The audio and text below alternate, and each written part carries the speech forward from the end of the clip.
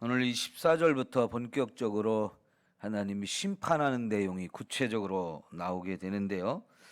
제일 먼저 이 심판을 받은 것은 뱀입니다. 하나님은 뱀에게 저주하면서 모든 가축과 들의 모든 짐승보다 더욱 저주를 받을 것이다. 그래서 배로 다니고 살아있는 동안 흙을 먹을지니라 그랬습니다. 배로 다닌다. 그 전에는 이 심판을 받기 전에는 뱀도 서서 다니지 않았을까. 지금처럼 이렇게 땅을 배로 다니는 이런 모습이 아니라 서서 다니는 그런 존재였으리라고 생각이 되어지는데, 저주를 받음으로 이제 배로 다니는 그런 상황이 되어버렸죠. 여러분, 사람이 태어나면 처음에는 누워서만 지내죠. 그러다 이제 뒤집기를 해가지고 뒤집어서 이렇게 움직여요. 근데 우리가 지금도 그렇게 산다고 한번 생각을 해보세요. 어떨까요? 사는 게 지금과는 완전히 다른 삶이 됐겠죠. 이렇게 배로 기어 다니다가 팔다리에 힘이 자꾸 생기면서 엎어져서 엎드려서 이렇게 무릎으로 기어 다니고, 그러다가 또 일어서기 시작해서 다리에 허리에 힘이 생겨서 두 발로 걸어 다니는 이런 모습이 우리가 되었죠. 그죠? 근데 사람도 이렇게 자꾸 땅바닥에 엎드려서 이렇게 생활을 해야 된다고 생각해 보세요. 이게 얼마나 힘든 일이겠습니까? 근데 뱀은 저주를 받아서 그렇게 되었고, 흙을 먹으면서 살게 했다 그랬어요. 이렇게 땅바닥에 기어다니면서 사니까 먼지도 엄청 많이 먹을 수밖에 없는 거고요. 자기가 먹을 어떤 음식들, 쥐나 뭐 이런 곤충이나 이런 것들을, 작은 동물들을 잡아 먹을 때도 대부분 이렇게 땅바닥에 있는 것들을 먹어야 되니까 이렇게 흙을 같이 먹을 수밖에 없는 그런 존재가 되었죠. 이게 뱀이 저주받은 모습인데, 더 심각한 것은 15절이에요. 내가 너로 여자와 원수가 되게 하고 내 후손도 여자의 후손과 원수가 되게 한다. 여자의 후손은 내 머리를 상하게 할 것이고 너는 그의 발꿈치를 상하게 할 것이니라. 사실 이 15절은 무지무지하게 중요한 말씀이기 때문에 여러 가지로 다양한 내용을 담고 있어서 이게 깊이 좀 살펴봐야 되는데, 오늘은 좀 이 부분을 간단하게 좀 설명을 할 거예요. 그리고 따로 시간을 내서 한 2시간 정도, 3시간 정도 이 부분을 더 구체적으로 살펴보게 될 겁니다. 우선은요, 여자와 뱀이 원수 관계가 된다 그랬어요. 여러분, 세상에 원수를 맺고 누구와 산다, 어떤 사람 누구와의 관계가 이렇게 원수가 되어서 증오하며 산다. 이 원수가 된다는 것은 증오한다는 말이에요. 증오. 얼만큼 증오하느냐? 뼈에 사무치도록. 뼈에 사무치도록 원수가 되어서 미워하면서 산다. 내 마음속에 누군가를 미워하는 존재가 있다면요, 그 미워하는 마음을 가지고 있는 내가 사실은 제일 괴로운 거예요. 그죠? 그런데 안타깝게도 뱀과 여자의 관계는 이렇게 미워하는 관계인데, 이게 미워하는 관계가 그냥 끝나는 게 아니고요, 후손들도 계속 그렇게 미워하며 살게 만든다는 거예요. 후손들도. 여러분, 중국 영화를 요새는 뭐 거의 볼 일이 없는 것 같은데, 한때 중국 영화 많이 봤거든요. 근데 중국 영화의 스토리는 왜 이렇게 똑같아요? 다 원수가 없는 거예요. 근데 꼭 그 원수가 없는 것도 내 원수가 아니라 부모의 원수. 그죠?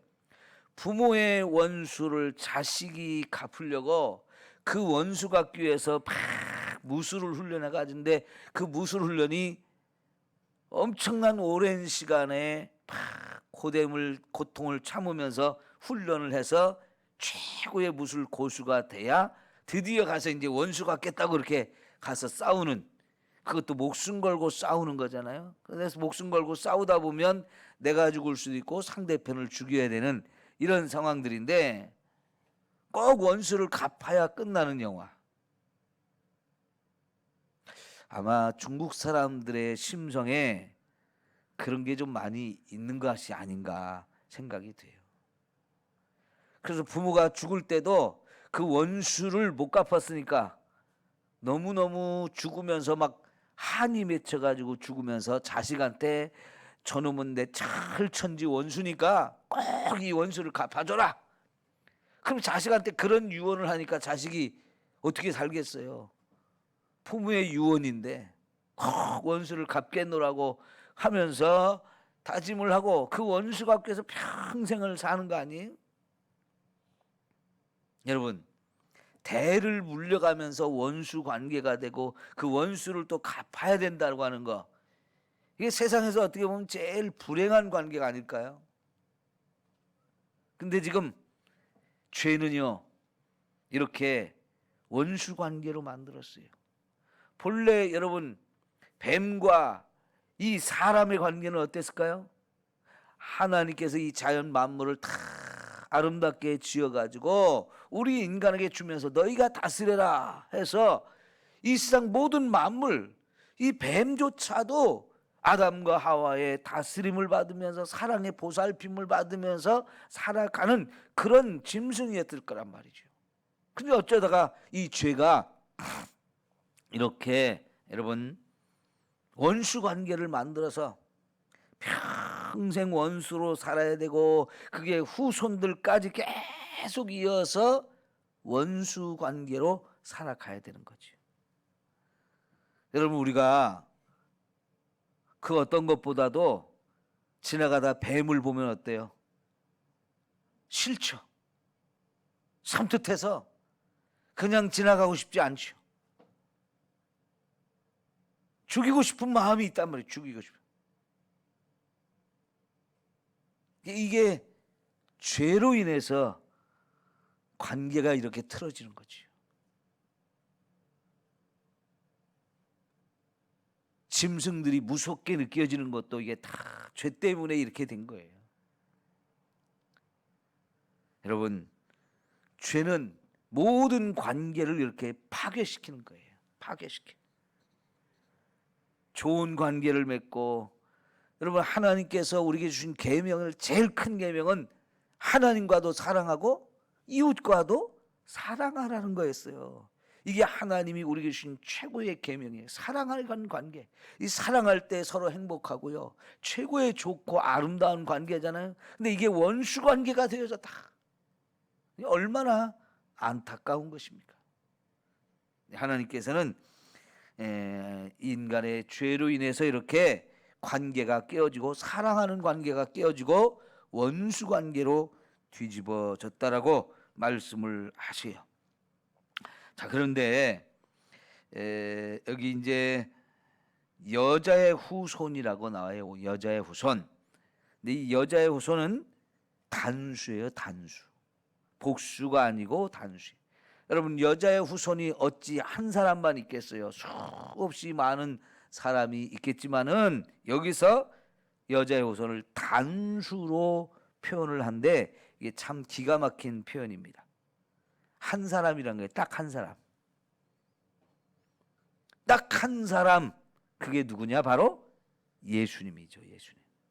갈라디아서 3장, 4장, 5장을 이제 나중에 제가 쭉 설명을 드릴 건데요. 거기 보면 바로 그 여자의 후손으로 약속된 분, 아브라함의 씨, 아브라함의 자손으로 약속된 분, 그분이 바로 예수님이라고 하는 사실을 저와 여러분에게 정확하게 가르쳐주고 있어요. 그래서 이 여자의 후손은 예수님이에요. 네. 한 사람. 그래서 여기서 단수로 표현을 한 것을 우리가 볼 수 있는데요. 그 여자의 후손이 오면 뱀의 머리를 싹 밟아서 깨트린다라고 말씀을 하시고, 땅에 기어다니는 이 짐승 뱀의 머리를 밟아버리면, 머리를 깨트리면 이게 죽어버리는 거죠. 그런 권세를 가지신 예수님이 오셔서 요한일서 3장 8절에 보면 예수님이 이 땅에 오신 이유가 마귀를 멸하러 오셨다. 예? 마귀를 멸하러 오셨다 그랬어요. 거기 보면 사람이 죄를 지으면 마귀에게 속한 자가 된대요. 그러니까 사탄이 자꾸 우리 인간을 미혹해서 죄를 짓게 만들었던 이유가 뭐냐면, 너는 이제 내게 속한 자다, 내 종이다, 이 자기 종을 만들고, 그래서 자기가 시키는 대로 사람을 그렇게 만들려고 죄를 짓게 만들었거든요. 그런데 지금 예수님이 세상에 오신 이유는 사람을 자꾸 미혹해서 죄를 짓게 만들고, 그럼 그 마귀에게 속한 자로, 마귀의 종로로 타는 자로 만들었는데, 예수님이 그 마귀를 멸하러 오셨다는 거예요. 그럼 마귀를 멸하면 거기에 종로로 타던 저와 여러분은 거기서 자유함을 낳는 거예요. 구원을 낳는 거예요. 이 어마어마한 일을 하시기 위해서 예수님이 오시는데, 그분이 바로 이 여자의 후손, 하나님이 여기서 3장 15절에서 약속한 바로 그 부분이거든요. 그런데 그놈도 호락호락하게 그렇게 당하지는 않는다는 거예요. 그래서 이 뱀이 여자의 후손에 뭐 한다고요? 발꿈치를 상하게 할 것이다. 발꿈치를 물어버린다는 거예요. 그러니까 여기서 영적 전쟁이 벌어질 것을 우리에게 가르쳐주고 있는 거거든요. 그러니까 여러분, 지금도 이 영적 전쟁은 저와 여러분에게도 끊임없이 있어요. 우리가 죽을 때까지 이 전쟁은 끝나지 않아요. 예수님이 다시 오셔서 이 마귀의 머리를 완전히 밟아가지고 저 지옥의 무저갱에 던져넣기 전까지는 사탄은 지금도 계속해서 저와 여러분의 발목을 물어뜯으려고 덤벼든단 말이죠. 그러나 여러분, 예수님이 이미 십자가에서 마귀를 탁 이겨놓으셨기 때문에 우리는 이긴 싸움을 하는 거예요. 그렇지만 그 마귀가 자꾸 틈을 노리고 있다 저와 여러분이 방심하고 있을 때 뒤꿈치를 문다는 사실, 이거 기억하고요, 진짜 마귀와 싸워 이기는 저와 여러분이 되어야 합니다. 자, 그렇게 해서 뱀을 저주를 했고요. 16절에 보면 이제 여자를 저주하는 내용이 나오는데, 임신하는 고통을 크게 더하리니 수고하고 자식을 낳을 것이다 그랬어요. 임신에서부터 해산하기까지 여자에게 큰 고통을 하나님이 주셨어요. 어쩌면 여자가 살아가는 동안에 제일 큰 고통이 임신의 고통이고, 특별히 해산의 고통이죠. 그러니까 여자들은 조금 모여서 마음에 맞는 사람들끼리 얘기하다가 보면 꼭 여기로 가죠. 애 낳는 그 고통 이야기 참 많이 하죠. 네. 남자들은 군대 갔다 온 얘기, 군대 가서 고생했던 얘기하고, 여자들은 모이면 애 낳으면서 고통받았던 그런 얘기들을 하는데, 이게 다 뭐 때문이라고요? 죄 때문이라는 거예요. 죄 때문에. 그러니까 여러분이 그 애를 낳으면서 고통스러웠던 얘기를 할 때마다 결론은 뭐로 가야 되냐면, 이게 다 죄 때문이라고. 인간의 죄가 이렇게 무서운 결과를 우리에게 가져다 주는 거예요. 하나님이 모든 여자에게 이 해산의 고통, 임신의 고통을 주신 이유는 이 고통을 받으면서 죄 때문이다. 죄가 우리를 이렇게 고통스럽게 하고 힘들게 만들었다는 것을 항상 생각하게 하려는 것이고, 그런 만큼 저와 여러분은 죄와 싸워 이기는 삶을 살아야 돼요. 네. 그러면서 남편은 너는 남편을 원하고 남편은 너를 다스릴 것이니라 그랬는데, 여러분, 이게 아담과 하와가 하나님에서 처음 창조될 때는 동등한 존재로 지어졌다 그랬어요. 그리고 너무너무 사랑하는 관계로 지어졌었는데 이제는 일방적으로 여자가 남자를 자꾸 사모하게 하는, 남자를 원하는 그런 상태로 바뀌어졌고, 그 여자가 남자를 자꾸 의지하게 만드는 이런 것이고, 또 그 대신 남자는 여자를 다스리는 이런 상태로 인간관계가 뭔가 좀 바뀌어진 거예요. 서로 동등하고 서로 사랑하고 존중하고 아끼는 이런 관계에서 좀 불편해진 관계가 돼버린 거예요. 많이 불편해진 관계가 된 거예요. 그럼 여러분, 어차피 하나님께서 우리 인간을 이렇게 저주하셨으니까 우리는 이렇게 살아야 돼 하면서, 남자는 여자를 자꾸 억압하고 여자는 자꾸 남자 그늘 밑에서 고통받으면서 학대받으면서 이러면서 살아야 됩니까? 이거는요, 믿음 안에서 회복되어져야 되는 거예요. 믿음이 없는 사람들은 그렇게 살 수밖에 없어요. 믿음이 없을 때는 그렇게 살 수밖에 없지만, 여러분, 믿음을 갖고 우리가 하나님의 자녀가 된 후에는 이 죄로 인해서 온 이 저주스러운 것들을 다 회복해서 하나님 본래 우리를 만드셨던 그 모습으로 회복되어야 되거든요. 그래서 서로 동등하고 존중하고 사랑하고 아끼는 이런 소중한 관계로 다시 회복되어져야 할 줄 믿습니다. 그러니까 우리가 신앙생활을 하면서도 이 부부관계가 원만하지 못하다, 누가 일방적으로 더 높은 자리를 가지고 있고 누구는 거기서 억압당하고 지배당하고 이렇게 저주스러운 삶을 산다, 이러면 아직도 믿음으로 제대로 사는 게 아니에요. 하나님은 저와 여러분이 믿음을 통해서 이 죄로 인해서 온 저주들을 다 해결해 주시고 우리가 거기서 회복되어서 바른 관계, 정상적인 최고의 삶을 살기를 원하시는 거지요.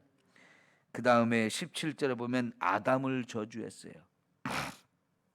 여자에게만 이런 고통이 온 게 아니고 이제 남자에게도 고통이 오는데, 여러분, 특별히 내가 내게 먹지 말란 나무의 열매를 먹었다.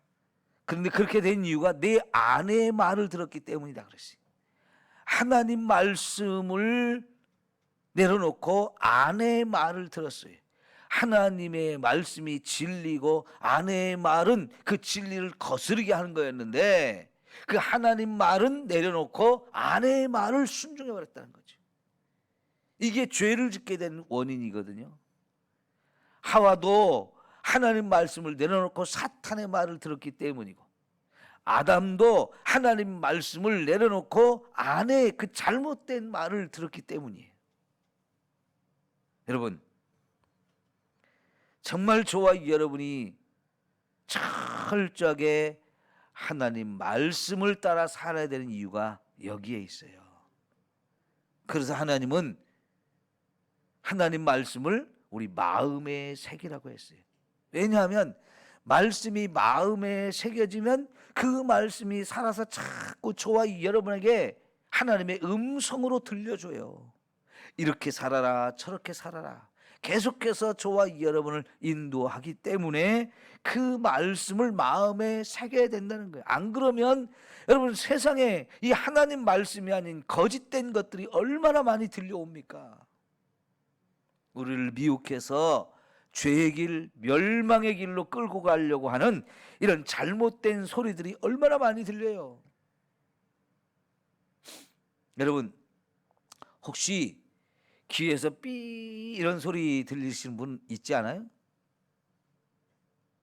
나이를 먹어가면 그런 순간들이 자꾸 오지요. 기분 좋은 소리예요, 듣기 싫은 소리예요?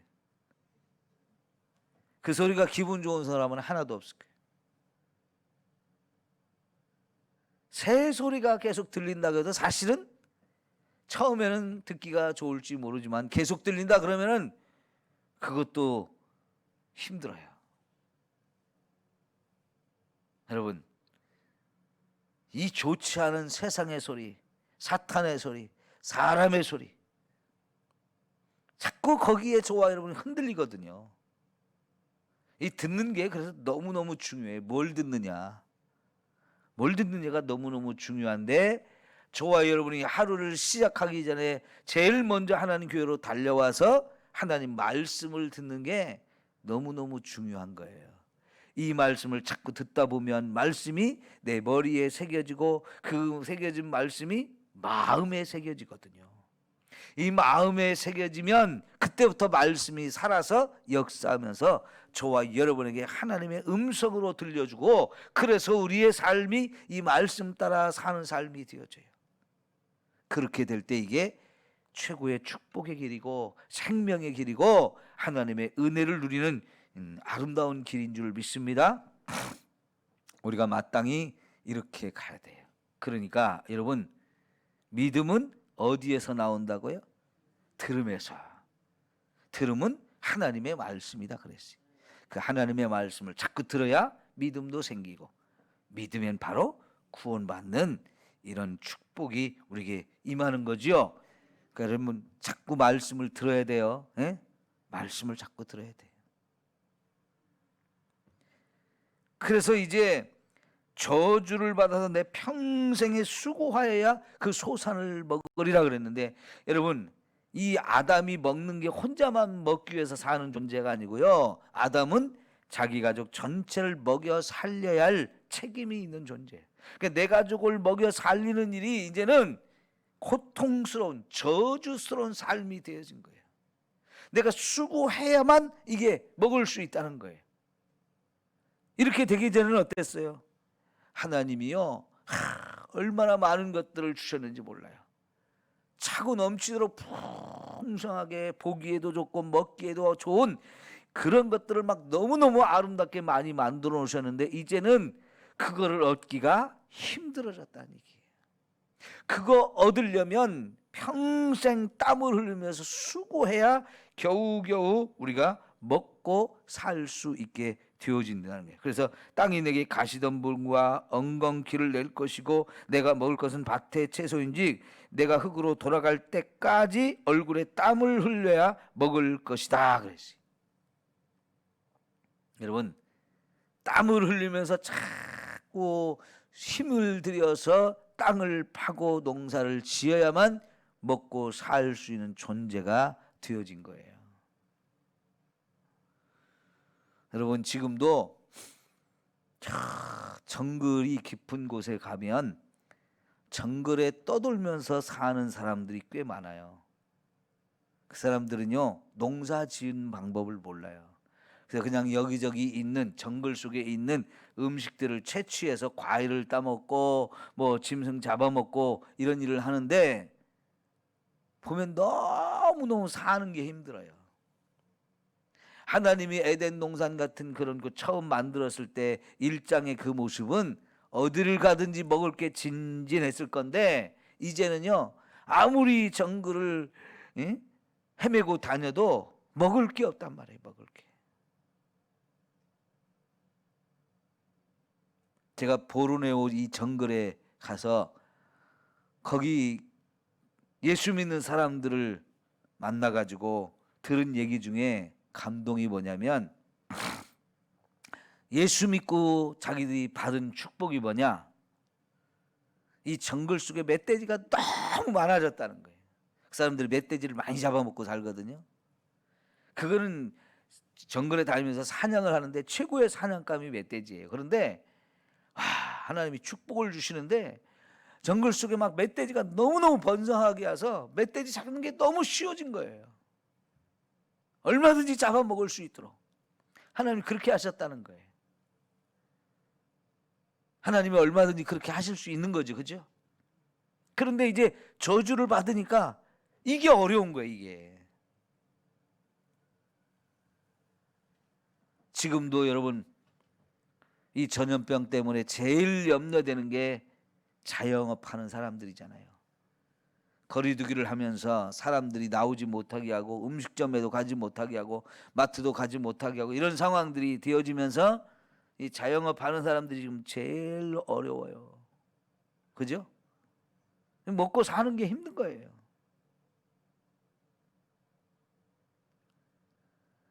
경제적으로 어려워지는 걸 어느 정도 좀 대비를 하려고 이렇게 좀 풀어주다가 보니까 이제는 뭐 하루에 1,000명, 2,000명 되는 이런 상황들이 돼서 더 이상 그냥 두면 안 된다 해서 이제 막 자꾸 2단계, 3단계 자꾸 올리면서 거리두기를 막 강화시키잖아요. 그러면 이게 이제 먹고 사는 게 점점 더 어려워지는 상황이 되는데, 여러분, 하나님이 저와 여러분에게 축복의 문을 열어주셔야 됩니다. 예?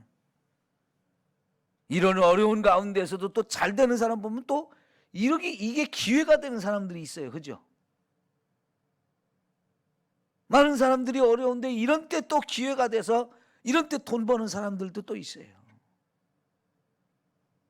여러분, 하나님이 저와 여러분을 이렇게 축복의 문을 열어주시고 먹을 양식들을 하늘로부터 내려주셔야 이런 축복의 삶을 우리가 살아가게 되어질 줄 믿습니다. 재수 없는 사람은 어떻다고 그래요? 뒤로 넘어져도 코가 깨지는,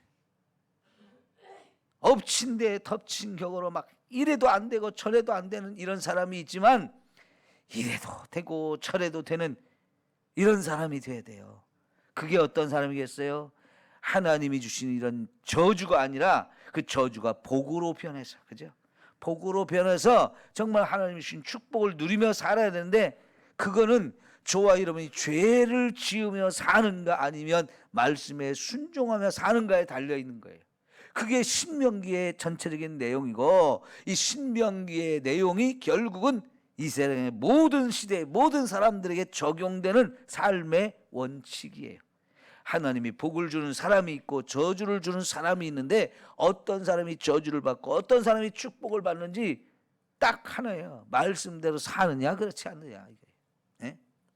순종하느냐 불순종하느냐, 이거에 달려 있는 거거든요. 이렇게 어려운 시대에 살아도 여러분, 우리가 말씀대로 살면 하나님은 까마귀를 통해서도 먹을 걸 갖다 주는 분이에요. 예? 어떤 방법을 통해서라도 하나님은 저와 여러분을 끝까지 책임져 주시는 하나님이에요. 그러나 불순종의 삶을 살면 어떤 상황이 돼도 우리는 고통스러워요.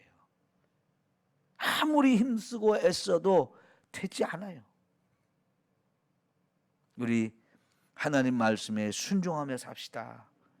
이게 최고의 삶이고, 이런 저주가 아니라 축복을 누리며 사는 삶이 되어줄 수 있는 거예요. 예?